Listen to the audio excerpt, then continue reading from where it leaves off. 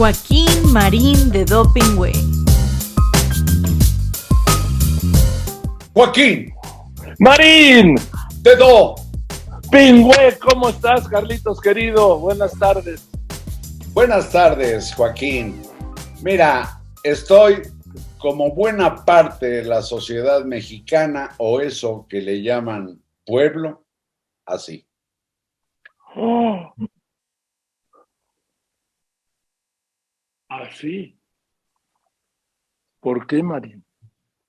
Porque yo creo que están ocurriendo acontecimientos que, como diría el ex canciller panameño, me avergüenzan. Estamos dando un espectáculo internacional de la patada. Estamos, a propósito de la embajada en ese país, pues haciendo el ridículo. Pues la verdad que fue algo. Mira, lo que empieza mal termina mal, Carlos. Yo ¿No? creo, mira, es tan gratuito lo que está ocurriendo que no descarto que el presidente López Obrador esté resintiendo y esté tratando de desquitarse de algún agravio que yo desconozco, porque los términos en que se ha referido, por ejemplo, a la canciller panameña, que no tiene nada que ver con una relación bilateral cordial como deben ser pues todas las de la diplomacia, yo digo, pues algo le deben haber hecho, inclusive ayer lo escribí, algo le deben haber hecho por la rijosidad, el nivel, decirle que es la Santa Inquisición, pues ha ofendido al gobierno panameño y a muchos seguidores. Oye, pues no pasó el señor Pedro Salmerón, no pasó por su pésima fama de acosador sexual, pues ¿qué se le va a hacer? No se propone que esté en la casa ajena quien más bien por su imagen ensuciaría ese domicilio. Ahora mira, Carlos, ¿sabes por qué fue así la reacción del presidente? Porque le dijeron que no. Sí. Y no está acostumbrado a que le digan que no a lo que él dice o a lo que él quiere. Por eso descalificó a la canciller panameña, además, desconociendo quién es. Ella es una activista, una mujer progresista. Ya había bateado, ojo, al embajador de Perú, ¿eh? Sí, sí, Sí. por mala fama en función de algo así como lavado de dinero. Pero fíjate, Joaquín, Sí. quizás lo de Salmerón, el salmeronazo que le digo yo, fue para darle una especie de coscorrón a una señora que ha contribuido mucho a la lucha por los derechos de la mujer en su país y quizás fuera de Panamá, porque él considera el feminismo una especie de herencia del neoliberalismo. Pero independientemente de eso, mi Carlos, no lo elaboró tanto, no. No, ¿verdad? La reacción es porque le dijeron que no a su candidato, a su propuesta para hacerlo embajador en Panamá. Eso es todo. La negativa, ya ves que no tolera que le digan que no. Y la única medalla que presentaba de este señor para elevarlo al mundo de la diplomacia es que ha estudiado mucho a Pancho Villa. Pues sí, pero para acabarla de amolar tras las acusaciones de acoso, pues es un experto en alguien de quien se hizo la frase aquella de Pancho Villa con sus dos viejas a la orilla, Joaquín. Bien, Imagínate para la canciller panameña lo que era eso. Y pero no, dime.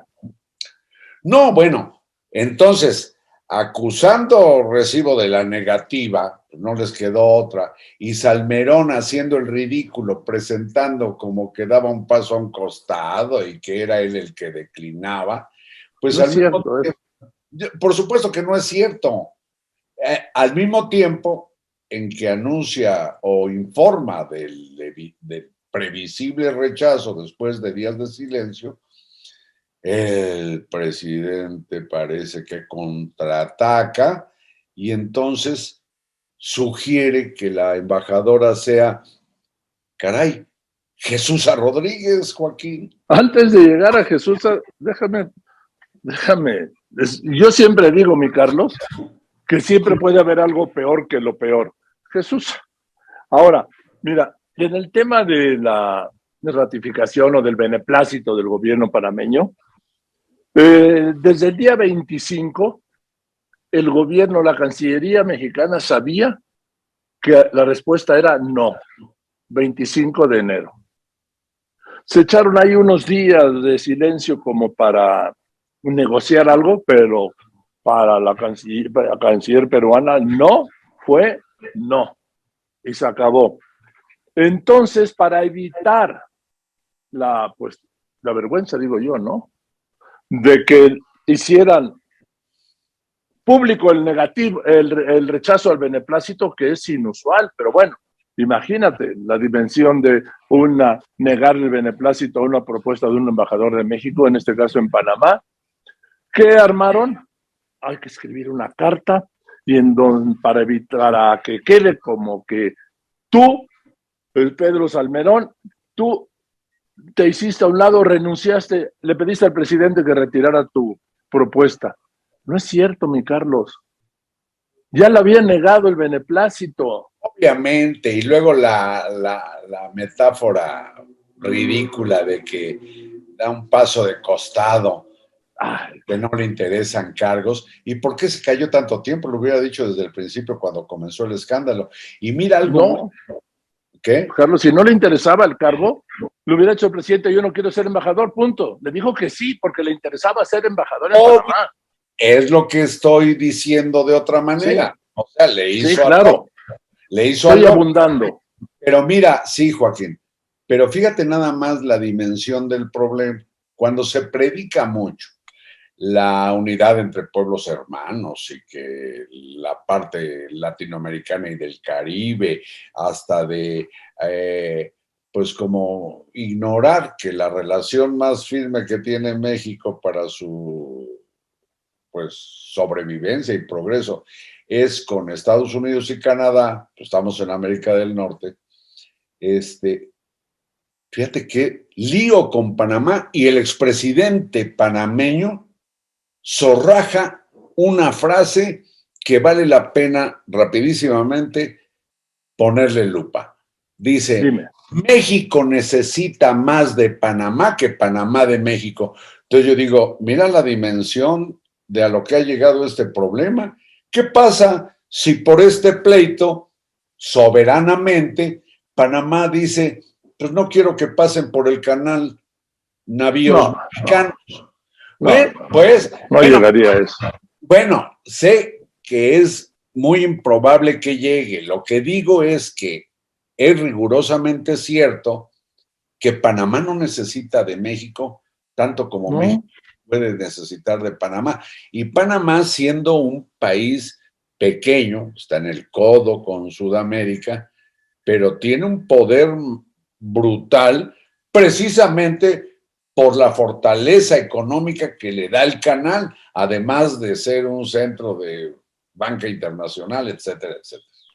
Ahora, mi Carlos, el punto es que ahora, ahí les va Jesús, qué bueno que había dicho, sí, que la diplomacia, que los puestos diplomáticos no eran ni para amigos, ni para gente inexperta, ni para políticos en desgracia, y órale, y manda Jesús Rodríguez, la animadora de aquellos jurados populares allá en el Zócalo, ¿te acuerdas? La que nos mentaba la madre, ¿sí?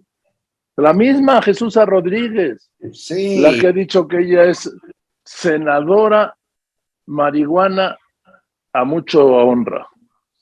Que no tengo nada contra eso, cada quien su vida. Cada quien su pero vida. Luego dijo no, que fumaba pero poquito, y que el peyote era una experiencia maravillosa, que no tampoco tengo nada, pero reúne, pregunto, reúne Jesús a Rodríguez las Y- condiciones elementales para ser embajadora en cualquier país, Carlos. Y como es vegetariana, habla Bueno. de los derechos humanos de pues los pobrecitos animales que son fuente de alimento de la humanidad. Entonces dice que los derechos son iguales. Los de esos animalitos, habla de la mula, de la vaca y de la marrana, así dijo, Sí. que los seres humanos. Bueno. Ahí también dijo que cuando comes un taco de carnitas, estás celebrando la toma de Tenochtitlan por los invasores españoles. Sí, entonces el apetito y el gusto en el paladar debes apreciarlo no por el sabor, sino por tu posición ideológica ante un suceso que ya ocurrió hace un chingo de tiempo. Bueno, oye, y una cosa, te quiero apuntarte, Carlitos. ¿Has visto el silencio de la Cancillería en torno a todo esto? A mí me llama la atención, la Cancillería ha brillado más en orden de aparición por la compra, adquisición, aseguramiento de vacunas del mundo para la población mexicana y por el litigio contra las fábricas de armas de los Estados Unidos, que por las relaciones internacionales. Eso me llama la atención. Bueno, en el caso de la relación con Estados Unidos sí ha sido muy intensa, ¿no te parece? ¿Cómo dijiste? Que en la relación con Estados Unidos sí ha habido una actividad muy intensa de Marcelo Ebrard. Sí, pero hablo en ese. de eso que le llaman el concierto internacional. Ah. Por ejemplo, bueno, hay muchos ejemplos que no tiene caso, pero está el incidente del agregado cultural en España, está el incidente del silencio prolongado de casi 4 meses para que admitieran al priista Quirino Ordaz como embajador, está este escándalo de Panamá. ¿Qué pasó con la hermandad latinoamericana? Ahora resulta que uno de esos países pues tiene montada una inquisición porque rechazó a un sujeto a quien acusan. En México y en Panamá, las organizaciones se movilizaron y hay mujeres con nombre y apellido que hablan, egresadas del ITAM, que hablan de cómo cuando menos las acosaba. Sí. Bastaría eso como para decir, caray, zafín zafado, retiro esta propuesta y ya. Yo no sé cómo va a parar esto, Joaquín. No, pues va a parar cuando yo no creo que rechacen a Jesús, pues imagínate un segundo rechazo. Bueno, lo que quiero ver es cómo va a ser su gestión como embajadora en Panamá. Pues si alguno de los dos gobiernos le pone carácter a la subida de tono, puede tomar la iniciativa de romper relaciones, ¿eh? No creo que llegue hasta allá, mi Carlos. Bueno, cuando se ofende a gobernantes, no lo sé. Ahora, el gobierno de Panamá, como tal, no ha tenido ninguna respuesta hasta hoy, hasta esta mañana, ¿eh? No, deja que su área específica para las relaciones exteriores aborde el tema. Y la canciller panameña ha sido, yo diría, pues como corresponde a la diplomacia, ha sido discreta. Ella solo ha dicho, enviamos una carta a la Cancillería mexicana y no dijo el contenido. Y después de todo este escándalo, incluida la ofensa de que es la Santa Inquisición o encarna la Santa Inquisición, su área dijo, sin comentarios. Así es. Oye, mi Carlos, pero ¿qué tal el premio mundial, del mundo mundial que pidió el presidente para Hugo López-Gatell por lo bien que lo ha hecho ante la pandemia? Un científico extraordinario que tiene la capacidad dialéctica y que los enemigos habían dicho que querían un pollo y le salió un gallo. ¿Cómo ves, mi Carlos? Lo veo así. Déjame buscarte algo, ¿sí? ¿Así lo ves, mi Carlos? No, hombre. Pero yo también tengo. Es para escandalizar, algo por el estilo. ese señor ha dado probadas muestras de jugar más bien para la política que preocuparse por la salud pública. Es un barbero, es un salamero que se la pasa caravaneando al poder y, y pues como que le vale lo que está ocurriendo con la salud pública. Oye, por ahí va la vendedora, ¿verdad? Sí, fíjate que ahorita voy a sacar un colchón, también tengo una estufa que quiero pues mercar ahí con se compran. Pues eso pasa en las colonias clase medieras, querido Joaquín. Oye, mira, Todos te los voy a días. enseñar, mi Carlos, tú tienes tu muñequito, yo tengo mírame, Órale, así también, ¿eh? pues sí, pues sí. Ándale, ¿Cómo no va ¿eh? uno a sorprenderse? Y además, imagínate lo que se da en la comunidad científica, médica o médico-científica del mundo. Imagínate para el mariscal Fauci en los Estados Unidos o en la OMS o en la Organización Panamericana de Salud, escuchar que de un país, pues que no es ignorable, que es México, su presidente dice que le deben dar un reconocimiento mundial. Puta, a ver si no hace una propuesta formal para que le den el Nobel. Pues ¿por qué no, mi Carlos? Tú sabes que para el premio Nobel pueden apuntar al que quieran, ¿no? Sí, Pues que, para los premios Nobel puedes sí, apuntarse, reúne un grupo de personas y mandan una carta y pues ya está su propuesta, ¿sí? sí, claro, lo puedes hacer. Lo que digo es que pues se llega al colmo de la desmesura con este tipo de expresiones porque no hay manera racionalmente de defender la gestión de Hugo López Gatell ni de su jefe que sigue pues ejerciendo la función de, perdón, pues de florero en el gabinete. Bueno, yo le tengo que reconocer al presidente algo que sí dijo, que es, pero lo declaró, que asumía la responsabilidad por el manejo de la pandemia, que le corresponde como presidente de gobierno, como presidente de México, como jefe de gobierno, pero que lo haya dicho me parece bien. Acto seguido propuso lo del premio del mundo mundial para Hugo López-Gatell, que quién lo va a aguantar, pero yo apunto esto, doctor López-Gatell, estamos hablando de más de 311,000 muertes del reporte diario. Que si agregamos, que ya hemos hablado aquí, Carlos, el exceso de mortalidad, vamos a ponerlo en 464,000 muertes. México es el cuarto lugar mundial en muertes. ¿De verdad se ha manejado muy bien la pandemia? Siendo el cuarto lugar mundial de muertes. Después de casi 500,000 de muertes, ¿qué dirán, mi Carlos? ¿Qué dirán, mi Carlos? Los deudos de estas víctimas sobre un premio mundial para el doctor Hugo López-Gatell por lo extraordinario como manejó el combate a la pandemia. Ojalá se hiciera una consulta y participaran los deudos. ¿Está usted de acuerdo? Lo voy a preguntar en mi cuenta de Twitter, ¿cómo ves? ¿Está usted de acuerdo en que se le entregue un premio mundial a Hugo López-Gatell por el manejo de la pandemia en México? Es muy buena tu idea, tu provocación. Ojalá lo hagas. Sí, Pero, claro.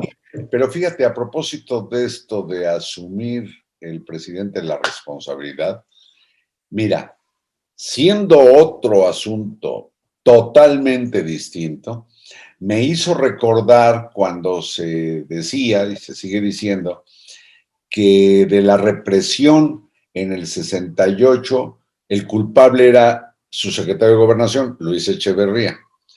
Y Sí. Díaz Ordaz, en su informe del 69, dice, la responsabilidad es mía. Como dijo, asumo la responsabilidad histórica, política, legal, personal de los hechos acontecidos en 1968. Pero fíjate que bien a bien, pues los delitos o los probables delitos que se cometen los realizan personas específicas, las que están encargadas de tal o cual función. En rigor, yo creo que los de hasta arriba, no se diga los presidentes, pues no operan el detalle de algo que eventualmente constituye un crimen. Yo creo que es el caso de López-Gatell, es decir, más que el presidente, este canijo que tenía la obligación, oye, de convocar al Consejo Nacional de Salud, que nunca operó, y el presidente no lo puede exonerar, tendría que ser una exoneración colegiada de todas las personas e instituciones implicadas. Y de la sociedad, mi Carlos, Y de los y del asuntos, pueblo, pues, para que se claro, entienda.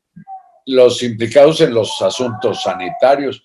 Mira, como no bajé con un colchón y la estufa que quiero vender, ahí va la camioneta, se compran. Oye, es como el cuate que vende tamales, ¿estás fijado? Es el mismo en toda la ciudad. Es el mismo, porque te voy a decir, además es explicable, pues se hacen del sonido y es poner una grabación que estar Sí. cañitándose en las calles, y los de los camotes y También soneros que poco a poco han ido pues desapareciendo de las calles. Pero en fin, a mí no me molesta que de pronto pasen ahí. no, claro que no, hombre, no eres. Oye, eso nos recuerda un poco el México real, ¿no, Carlos? El México de carne y hueso, que por cierto, pues mayoritariamente en las cuentas del presidente lo apoya, sobre todo en su parte pobre y más pobre. Él dice, 9 de cada 10 pobres está conmigo. Y de ahí para arriba, clases medias, clases altas, muy altas, 9 de cada 10 están en mi contra. Bueno, si pegas esto con el escándalo de la casa donde vivió su hijo mayor allá en Texas, en Houston, dices, bueno, pues entonces el proyecto de nación de López Obrador es el voto de pobreza. Inclusive ha dicho que con un par de zapatos basta. A mí me llama mucho la atención este ataque sistemático a todo lo que no caiga en el universo imaginable de los pobres. Es que, mi Carlos, ha aumentado, ha habido un incremento de 3.8 millones de pobres. Sí. Ha disminuido el número de integrantes de la clase media. Sí. Sobre esto decía ayer el presidente, perdón, antes de ayer, lo dijo el miércoles, sí, el miércoles, después de que se diera a conocer que la economía mexicana el año pasado creció 5%, no el 6% al que había apostado el presidente, ni el 8% el que se había dicho. Entonces, ¿qué quiere decir que el año pasado creció la economía el 5%? Quiere decir que en lo que va de este gobierno, la economía ha tenido una caída del 3.4%. Pero ya dijo López Obrador que este año va a crecer 5%. Ah, sí, claro, por decreto. Bueno, porque dice que es su confianza la que le hace decir eso. No, sí, es un factor nuevo para los estudiosos de la economía, que va a crecer el país al 5% porque es optimista. O sea que el optimismo se vuelve un motivo, el optimismo presidencial se vuelve en un motivo de crecimiento económico. Está canijo, está canijo. Y fíjate, antes de ayer me decía Jonathan Heath, su gobernador del Banco de México, algo muy interesante. Que, bueno, que sí se puede crecer al 5%, pero sí, el sector privado le invierte, porque me dijo, de 2015 a 2018, los 3 últimos años de Peña Nieto dejaron de invertir. No hubo inversión privada para el crecimiento. En 2019 se cayó en el primer año de López Obrador. En 2020 se desplomó por la pandemia. Y en 2021 hubo un poquitito de inversión privada. Pero que es claramente insuficiente para crecer, porque sin inversión privada no se puede crecer. Y ya ves tú a los dirigentes empresariales que se les llena la boca cuando anuncian sus planes de inversión, esto, lo otro. Son puros cuentos, según la estadística, Carlos. No, le están metiendo. Lo que pasa es que como está habiendo un cambiadero de reglas sobre la marcha, a reserva de que después le den legalidad con modificaciones a la legislación o a la Constitución, pues yo creo que el que tiene dinero dice, pues me voy, ¿qué te parece? Mejor a Panamá. Pero mi Carlos, pero si en los últimos 3 años de Peña Nieto no invirtieron, en los últimos 3 de Peña Nieto con las reformas estructurales, todo esto, no invirtieron. ¿Y cuántas veces se reunió Peña Nieto con estos integrantes del Club de Ricos, el Consejo Mexicano de Negocios, y anunciaba el presidente en turno del Consejo Mexicano de Negocios, este año vamos a invertir 60,000 millones de pesos? Pero nada más lo decían, jamás se comprobó sus metas y sus proyectos y promesas de inversión. 3 años seguidos con Peña Nieto, por ejemplo, no invirtieron. Pues yo no sé si fue porque tampoco son tontos y vieron llegar pues a la cuarta transformación. No lo sé, no sé el motivo. Pero no, yo tampoco. Pero el hecho, mi Carlos, es que llevan sin invertir de 2015 a 2021. Así no hay país que crezca. Hasta donde creo entender, la gente de la lana, los billetudos, los millonetas, no invierten en donde perciben que no hay seguridad para su inversión.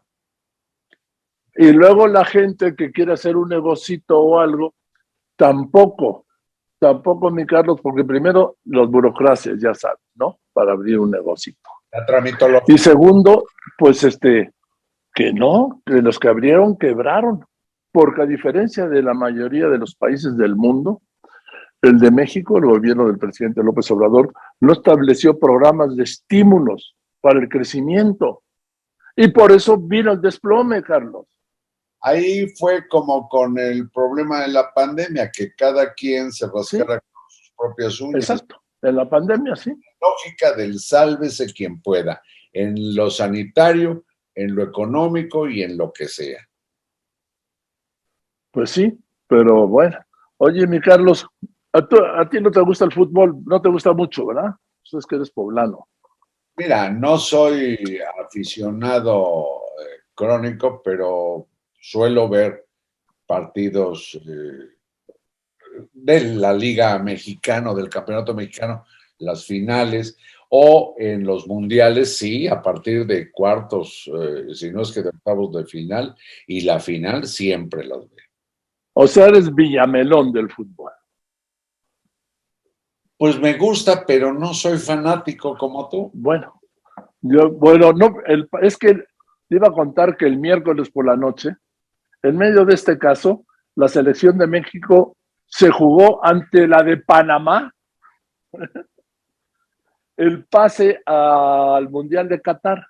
Y para acabarla de amolar, sé que un gol definitivo, pues no era penal. Se lo regaló el árbitro. Es decir, aquí también se cuecen habas, porque de pronto hablar del noble y hospitalario y solidario pueblo mexicano, ve, por ejemplo, el trailazo que hubo, un accidente pavoroso antier en la carretera, en donde la población con el chofer agonizando en la cabina del tráiler, lo que hizo, en lugar de tratar de darle auxilio, fue robarse la mercancía.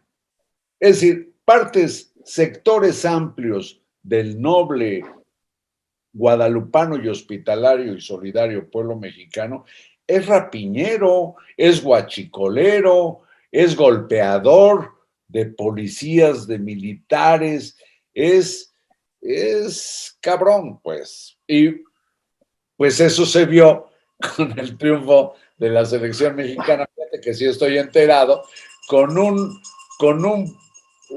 gol que regaló por descuido el árbitro. No, fue un penal. ¿Sí? Por eso, con un penal que regaló ese árbitro.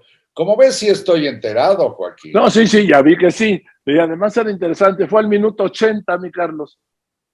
Ahí sí ya me pierdo, no estoy al pendiente. O veo la jugada o veo el reloj. No, el penal fue al minuto 80. Y es que México es uno de los países más taquilleros del mundo. Por eso juega estos partidos moleros ahí en Estados Unidos 2 veces a la semana, la selección. Te voy a dar este dato que dio Marcelo Ebrard.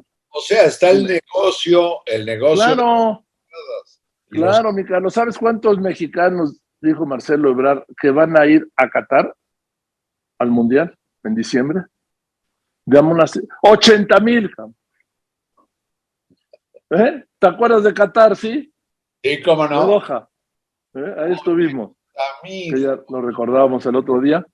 80,000 mexicanos, mi Carlos. Es el segundo país que envía más aficionados. Mira, nada más. Bueno, ¿sí? Qué bueno que pueden darse ese gusto. Ojalá sea con dinero. Ahora, si no fuera la selección, no irían. Acuérdate lo que pasó en un mundial o en unas olimpiadas, ya no recuerdo, creo en Australia, que había 3 sombrerudos celebrando un gol. Sí, claro, fue en Australia. Y los pescaron porque eran narcotraficantes que habían ido. Estaban en una función de box. Ah, ¿fue en el box? Sí, en el box olímpico. Ah, bueno, pues yo lo vi como en un estadio o así recuerdo la imagen. Sí, en una arena así. Y órale, que los registran y vénganse para acá. Ahí mismo los detuvieron. Oye, sí. Oye, ¿te imaginas, mi Carlos, 80,000 fanáticos del fútbol? Pues casi. Con las reglas que hay en Qatar. Sí. De no beber. A ver. De no fumar en la calle. De no mascar chicle. De no mirar a una mujer. De no, mucho menos piropear. Mucho menos toquetear. Sí. Digamos, salmeronear no se puede hacer en Qatar porque se los chingan y además las penas ahí no se andan con cuentos. No. En otras naciones musulmanas hasta de golpes te da la policía, parte del castigo, y a los narcotraficantes los condenan a muerte. Acuérdate, en Qatar, para nuestros amigos, como dices tú, para clarificar, ¿qué frase usas, mi Carlos? En abono de la audiencia o para comprensión de la audiencia, para mayor eso. De la audiencia. Sí, no se puede beber en la calle en los restaurantes. Es decir, solo se puede beber en los restaurantes de los hoteles. Punto final. Un restaurante en la calle, no hay bebida. Ni una cerveza. Pues. Nada. ¿Te imaginas? Que no se les vamos a llevar la pachita aquí, o que la bolsita de plástico inflada, o que la bota. No. Pásate la mesa, hijo. Glu, glu, glu. Entonces, ojalá no haya ningún inconveniente. ¿Te acuerdas en el Mundial de Francia? Aquel mexicano que apagó la llama eterna del Arco del Triunfo. En la tumba del soldado desconocido. Así es. Se echó, como diría el Borra, se echó una miada sobre la flama del soldado desconocido. Sí, y luego el otro parece que no la pagó, Joaquín. No, sí la pagó, sí, como no, pues venía de una fiesta como de 1 día y medio, con el tanque lleno.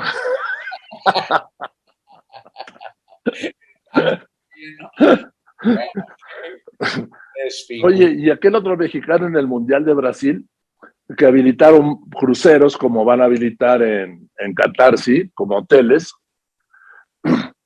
que bueno, ya en el colmo de la fiesta, desde el piso 10 se echó un clavado y nunca lo encontraron, obviamente. Es cierto, un desaparecido en un Sí, sí, pues imagínate echarte desde el nivel 10 de un crucero. 30, 35 metros. Sí, Bueno, y si caes mal en el agua es como asfalto, como concreto. claro, claro. Y además ya empedernado. Empedernado. Oye, Joaquín, Dime, mi Carlitos. como tocamos el punto este de lo que yo digo, el empeño en que yo creo que un presidente debiera tratar de que sus gobernados ascendieran en la escala económica, social, educativa, y no estar abonando más bien una especie de evangelio de pobreza para empobrecer a todo el país. Tú ya apuntabas, las clases medias o muchos clase medieros bajaron A pobreza. a pobreza y deben ser millones. 3.8 millones. Eh, con esto de ideologizar prácticamente todo, Todo. hay un funcionario que es una especie de mezcla de Salmerón y Jesús Rodríguez en la Secretaría de Educación, que se llama, entiendo, Max Arriaga, que está en contra de expresiones y palabras que dice son neoliberales. Fíjate, expresiones como calidad educativa, como competencia, al parecer las van a quitar de los libros de texto gratuito. ¿Qué te parece eso? Me parece, te iba a decir que criminal, pero me parece aberrante, Carlos, porque todo es el afán de halagar al presidente, ¿sí? De ser más López Obradoristas que López Obrador. Esto de que vamos a quitar los términos neoliberales, primero que hagan una relación de términos neoliberales, ¿sí? Para saber qué es lo que van a quitar y luego que nos digan por qué vocablo van a sustituir cada uno. Hoy publicaban, Carlos, que esto se había publicado en la página de la Secretaría de Educación Pública y entre las críticas ya lo quitaron, porque es un gobierno de transparencia, ¿sí? Bueno, este cuate, Max Arriaga, dice que lo que pasa es que hay que, digamos, acabar con la derecha educativa, es la expresión que utiliza, derecha educativa, imagínate. Está como la directora de CONACYT que está matando al CIDE, la señora Álvarez Bulla, que dice que hay que terminar con la ciencia neoliberal. Pero imagínate lo que entraña ese propósito. ¿Qué entraña, a reserva de desarrollarlo? Pues una enorme pendejada. ¿Cuántas veces no estará la palabra calidad o competencia, por ejemplo, en la Constitución Política de los Estados Unidos Mexicanos? ¿Y qué va a hacer este pobre sujeto, que se ve que es un arribista que no merece tener a su cargo ninguna responsabilidad pública? ¿Qué hará? Imagínate, con la lengua española. ¿Qué van a hacer? ¿Promover en la academia o en las academias de la lengua que expulsen o ¿cómo se dice? Proscriban de los diccionarios esas palabras? Fíjate el tamaño de lo que técnica, no jurídica, pero razonablemente es una enorme pendejada. Pero con eco, mi Carlos, con eco, porque esto va en línea con las declaraciones del presidente de la revolución de la conciencia del pueblo mexicano que ya logró. Entonces, para ideologizar a un pueblo, pues hay que ajustar la historia a esa ideología. Y esa ideología, o te lo planteo de otro modo más fácil, hay que adecuar la crónica de la historia al discurso oficial.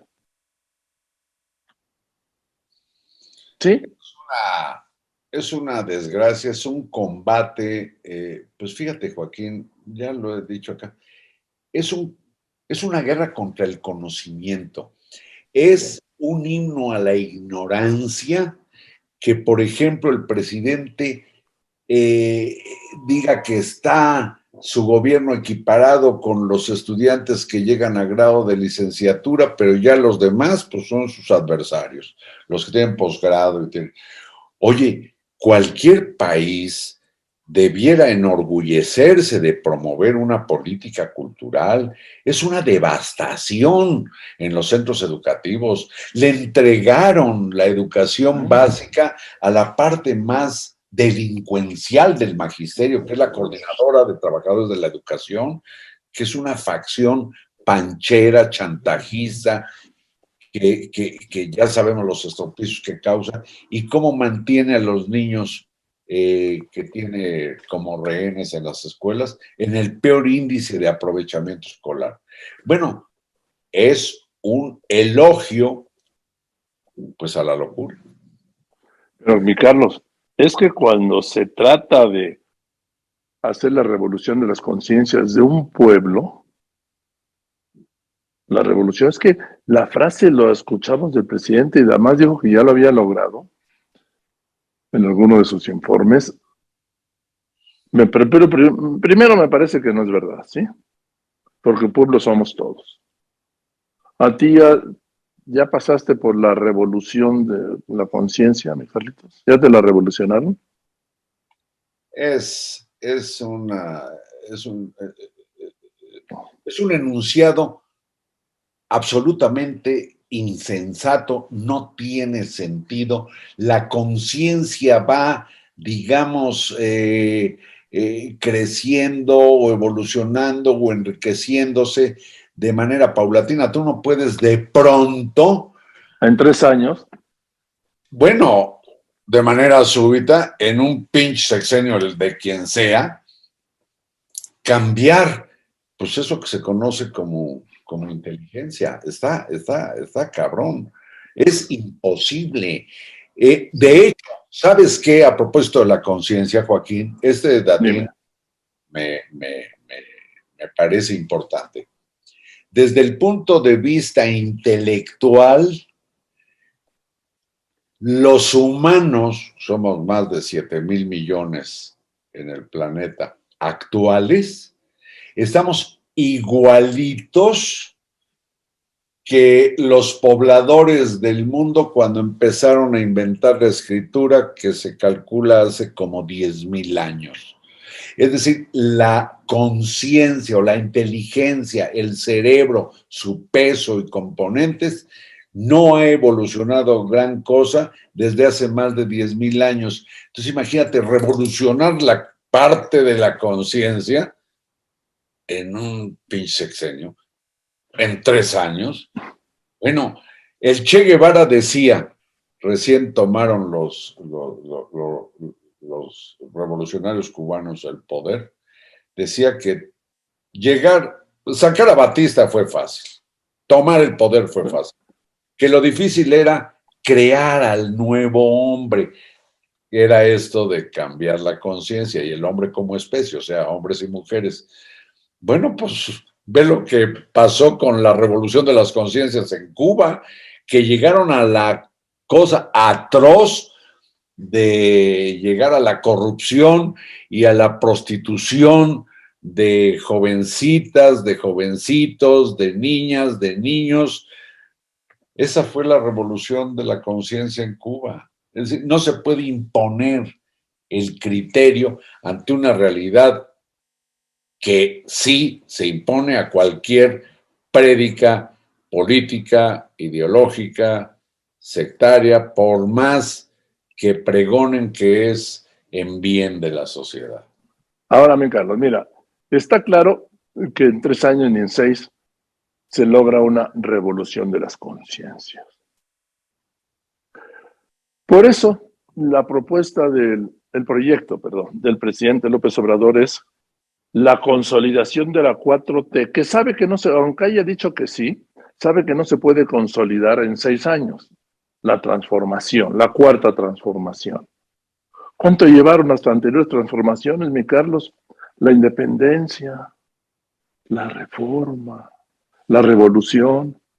Entonces, en el proyecto está la continuidad, ¿sí?, de esa transformación. ¿Quién le garantiza esa continuidad? Ni siquiera quienes abran el documento en que dice haber escrito su testamento, porque, como dice la vieja frase, muerto el rey, vive el rey, o sea, vive el nuevo. Pero déjame decirte a propósito esto de la, la, la, la revolución de las conciencias o la nueva conciencia. La revolución de las conciencias. La revolución de nuestra audiencia y tú, Joaquín, deben recordar que se habla mucho de el presidente Plutarco Elías Calles como el generador de instituciones, por ejemplo, el Banco de México y otras. Se dice que lo que importan son las instituciones más que las personas, sale. Entonces viene un proceso de institucionalización en México. Bueno, todavía con Echeverría, entre otras instituciones, se creó el Infonavit, se creó el CONACYT, se creó la Universidad Autónoma Metropolitana, se creó una serie de cosas, porque las instituciones siguen creándose como en su momento, pues en pleno salinato, se consolidó el Instituto Electoral como una institución autónoma ciudadana, ya no manejada por el gobierno. Es decir, esto de crear instituciones se lleva tiempo.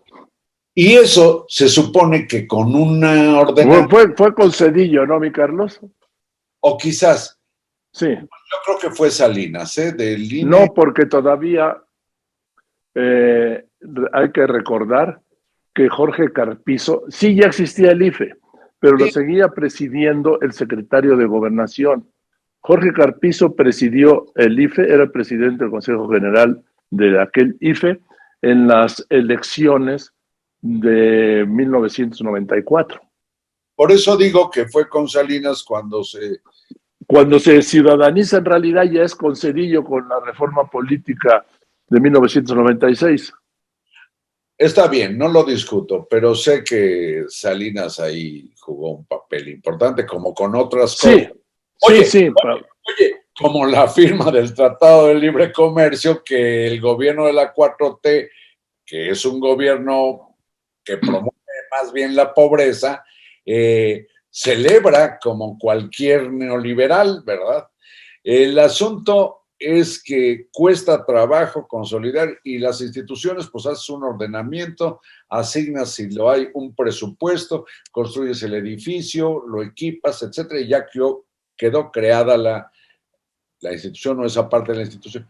Tú imagínate cómo puedes decretar la revolución de las conciencias de 130 millones de personas. Bueno, quita a los menores de edad, pues de 70, 80, 90. En el padrón electoral habemos más de 90 millones de ciudadanos, o sea, mayores de 18.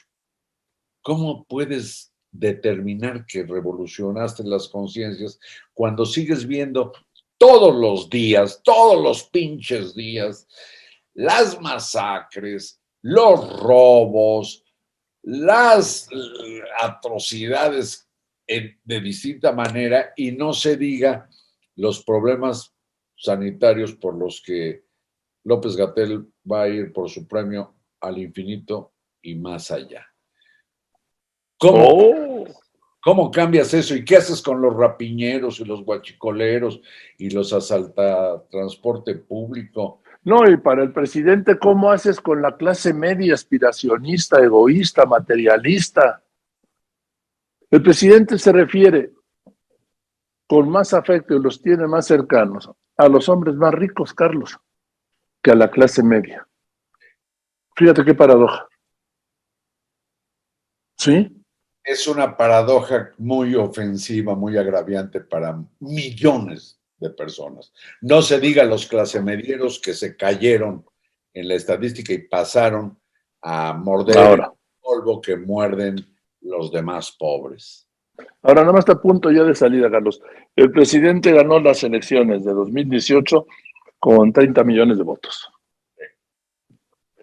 En condición de pobreza, incluida pobreza extrema, viven 58 millones de mexicanos. ¿Cuál es la apuesta? Electoral, mi Carlos. Electoral. Me parece. Pues sí, pero déjame decirte, ganó con 30 millones de votos, pero hasta donde creo saber, buena parte de esos 30, yo no sé si la mitad o cerca de la mitad, fueron votos clasemedieros y altos, Joaquín. Sí, claro. Porque en la elección anterior creo que había tenido solo 13 o 14 millones de votos. 15 millones tuvo en 2012 y 15 millones tuvo, alrededor de 15 millones en 2012 y en 2006. Entonces, ¿por qué Y duplicó sus votos? Por eso, ¿por qué se duplicó? Porque hubo un sector clasemediero muy, muy cuantioso, numeroso, nutrido, que le dio su confianza. Y ahora, por lo visto, como se vio en las elecciones en la capital del país, en que la oposición se llevó la mitad de las alcaldías, pues entonces el presidente dice, pues váyanse a volar las clases medias, o como dijo alguna vez, las instituciones al carajo. Oye, nada más para terminar, que me gustaría decir que el presidente dejó a Panamá con el Jesús en la boca. Es redondo tu epílogo a esta conversación. Andrés Manuel López Obrador dejó al gobierno de Panamá con el Jesús en la boca. Es inapelable pues sería como pues epílogo de esta conversación, Joaquín. ¿El epílogo tiene que ver con el píloro? Ignóralo.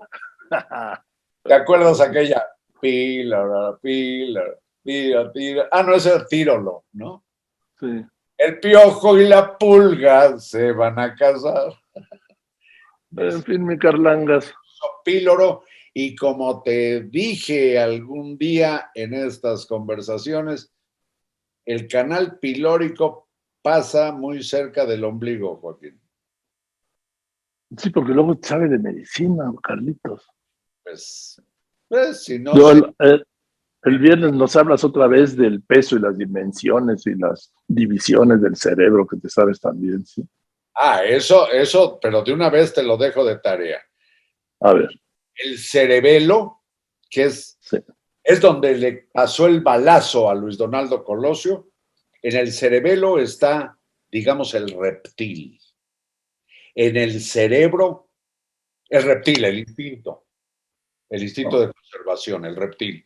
En el cerebro está el mamífero, los afectos, el cuidado por en fin, una serie de cosas que son propias de los mamíferos. Y en la corteza cerebral que cierra más o menos a los 3 años de edad está la inteligencia. Y la mollera. Gracias, mi querido Carlos. Gracias a ti, Joaquín. Oye, Carlitos, es puente, ¿dónde vas a ir? A ninguna parte, Joaquín. Hay que evitar los tumultos por más que pregonen que ya no hay peligro cuando todas las inteligencias científicas dicen aguas, no se apendejen. Exacto. Pues querido Carlitos, nos vemos el próximo viernes a las 12 del día. ¿En dónde? Aquí. Joaquín Marín de Dopingüe. Gracias, buenas tardes y recuerden que estamos a su disposición en todas mis plataformas a la hora que usted quiera. LópezDóriga.com, en YouTube, en Instagram, También estamos, por supuesto, en Facebook. Y muchísimas gracias, Carlitos. ¿No me mandas un abracín? Te abrazo con mucho cariño, como sabes, respeto profesional, pero sobre todo, pues te abrazo porque se me da la gana. Venga, te quiero mucho, Carlitos. Gracias, buenas tardes. Igual yo, hasta luego. Joaquín Marín de Doping Way.